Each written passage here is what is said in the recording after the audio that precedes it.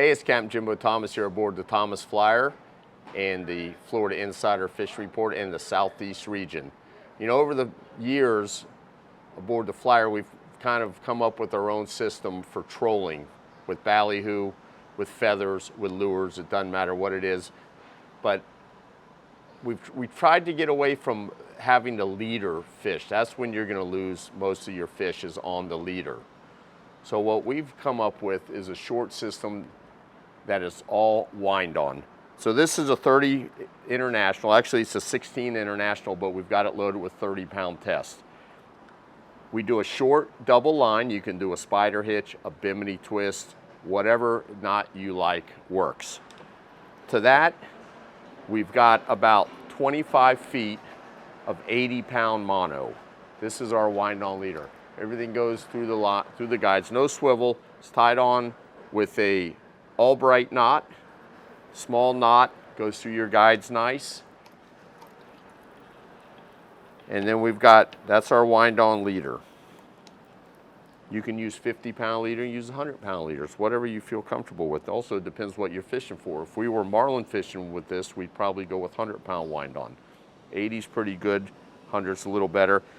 For mahis, most of your normal stuff that we're going to encounter off the Southeast region, 50-pound works. But this is, again, is just wind on. Another thing I see a lot of people doing that is overkill is the size of their swivels. This little swivel here is a 75-pound swivel. This one here is a 100-pound swivel.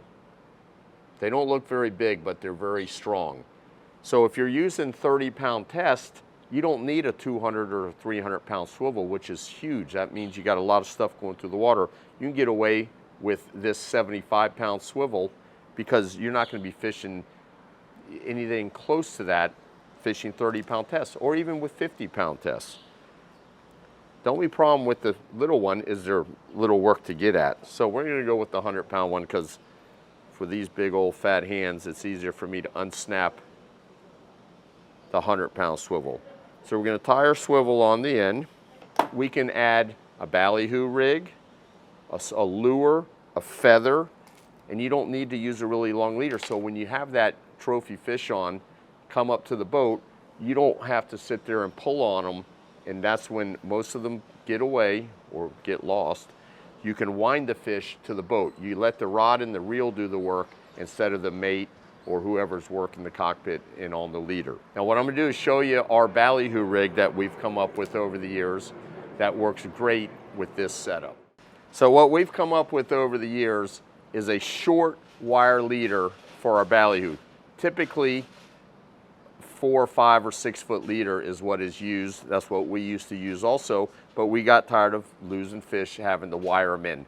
So what we've come up with over the years is our standard ballyhoo hook, which is an 8/0 or 9/0, depending on what size bait you're using, tied to a piece of number 9 wire leader, which is kind of typical wire leader. You can use mono, but this is a quick change rig. Now with mono, you basically got to rig your bait on to your hook each time. This way we can have a lot of baits pre-rigged, ready to go.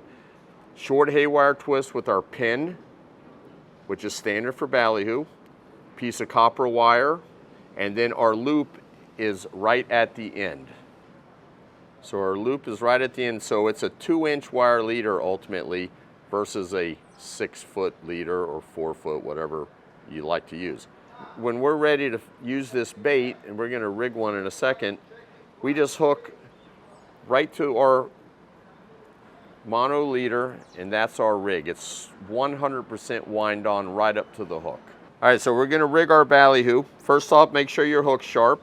Yep, that's sharp. If it's not, get a stone or a file, run it over there, get your hook sharp. We got our ballyhoos.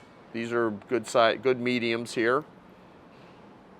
Standard rig through the gills, bend them over. You want to come out right in the middle of the belly.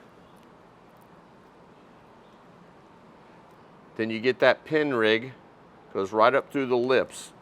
So keep those lips closed so he's not sucking up water